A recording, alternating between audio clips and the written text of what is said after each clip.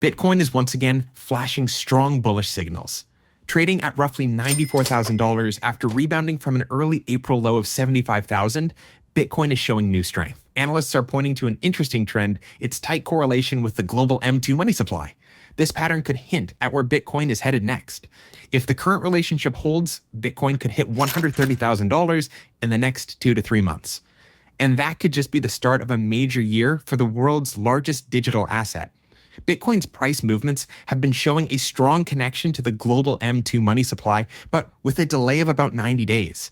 According to a recent post, Bitcoin tends to mirror M2 trends after around 12 weeks. If Bitcoin continues this tracking pattern, a price around $130,000 could be reached before summer. Analysts also suggest Bitcoin could even hit $180,000 by late summer. This correlation is not just speculation. It has been validated by macro analysts who study global liquidity cycles. Expanding fiat supply often drives investors to seek harder assets. Bitcoin is once again acting as a magnet for this capital. CoinCodex's proprietary Bitcoin models are seeing the same momentum. Based on past patterns, ETF inflows, and current market structure, CoinCodex predicts Bitcoin could peak at $130,000 by May 2025. By August, Bitcoin could reach a new all-time high near $180,000. These models suggest Bitcoin is no longer just moving on hype. It is now moving in sync with long-term liquidity cycles.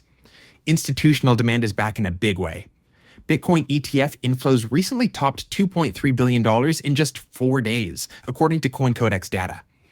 21, a new Bitcoin-only company backed by Tether and SoftBank, is planning a $3.9 billion Bitcoin acquisition. Meanwhile, Strategy bought another 6,556 Bitcoin, investing over $555 million. On-chain data reveals that Bitcoin whales are creating strong support levels by strategically buying on Binance and Coinbase. After every breakout, whale accumulation has spiked. This buying is mostly happening around consolidation zones, signaling long-term confidence. Even Bitcoin pioneers are getting louder. Adam Back, CEO of Blockstream, recently said that $100,000 for Bitcoin is way too cheap. I think it's probably incorrect to draw too many inferences from the last cycle. And so, if you take that out, I think that there's a lot of positive news that $100,000 is way too cheap. I expect we'll end the year much higher, and we get between 500,000 and a million during this cycle. The convergence of global liquidity trends, technical breakouts, algorithmic models, and institutional inflows is telling one clear story. Bitcoin is primed for its next major move. Whether it is $130,000 by M2 tracking, $137,000 from technical patterns, or even $180,000 later this year, the roadmap is getting clearer. And if pioneers like Adam Back are right, the real top might be much higher than anyone expects.